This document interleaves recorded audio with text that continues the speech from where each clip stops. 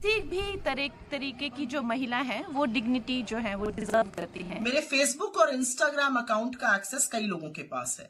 उसमें से किसी एक व्यक्ति ने एक बेहद घृणित और आपत्तिजनक पोस्ट की।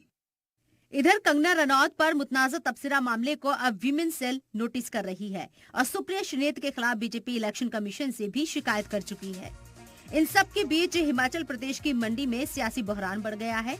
कंगना रनौत की दिल्ली में बीजेपी सदर के साथ अहम बैठक हो रही है, तो सुप्रिया श्रीनेत के सफाई के बाद भी बीजेपी पूरी तरह से कांग्रेस पर हमलावर हो गई है, जबकि कांग्रेस दो हाथ करते हुए सरकार से जांच की मांग कर रही है।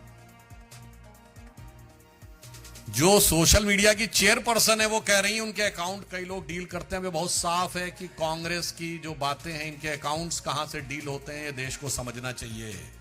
कौन कौन सी शक्तियां डिजिग्नेटेड डिजाइन मैसेजेस भेज देती हैं जो सीधे एज इट इज कर दिए जाते हैं, ये अपने आप में इस बात को प्रमाणित करता है कि कांग्रेस और इंडी गठबंधन किसी अज्ञात शक्तियों के हाथ में खेल रहा है। अगर उन्होंने ये कहा है कि ये किसी ने एक्सेस कर लिया है और ये कमेंट डाला है, तो मैं चाहूंगा कि सरकार को चाहिए कि इसका इन्वेस्टिगेशन करे। किन लोगों ने किया है, किसने ये कमेंट किया है, जिसने भी ये कमेंट किया है उसके खिलाफ कार्रवाई होनी चाहिए। अब आपको बताते हैं कि इतना कुछ होने के बाद हिमाचल प्रदेश की लोकसभा सीट मंडी पर सियासत के बढ़ने के आसार भी तेज हो गए हैं। यहाँ से बीजेपी ने मुल्क की दूसरी सबसे बड़ी पार्लियामानी सीट मंडी लोकसभा से बॉलीवुड एक्ट्रेस कंगना रनौत को इंतखाबी मैदान में उतारा है, जबकि कांग्रेस ने अभी यहाँ अपने उम्मीदवार का ऐलान नहीं किया है।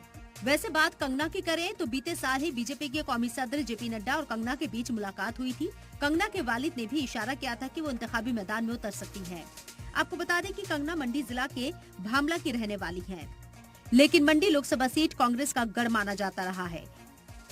यहाँ से साबिक वजीर आला वीरभद्र सिंह या फिर उनकी अहलिया इलेक्शन लड़ती रही हैं और कांग्रेस के हाथ में जीत थमाती रही हैं।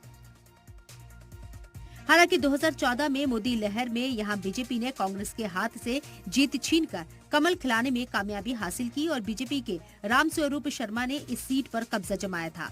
खास बात ये भी है कि 2019 में एक बार फिर रामस्वरूप शर्मा ने बीजेपी का कमल खिलाया, लेकिन 2021 में उनका इंतकाल हो गया, जिसके बाद बाई इलेक्शन में बीजेपी प्रतिभा सिंह के सामने कड़े मुकाबले में धराशायी हो गई। लेकिन पहले ना और अब हाँ करने के बाद प्रतिभा सिंह ने एक बार फिर कमल से यानी कंगना से दो हाथ करने का मन बनाया है। अब अगर कंगना रनौत के सामने एक बार फिर प्रतिभा सिंह इंतखाबी मैदान में उतरती हैं, तो यहाँ बीजेपी कांग्रेस में कांटे की टक्कर तो तय है। लेकिन कांग्रेस तर्जुमान सुप्रिया श्रीनेत के सोशल मीडिया अकाउंट से मुतनाज़ा पोस्ट के बाद नारी शक्ति के बीच इंतखाबी जंग और तेज हो सकती है। ब्यूरो रिपोर्ट, सलाम टीवी।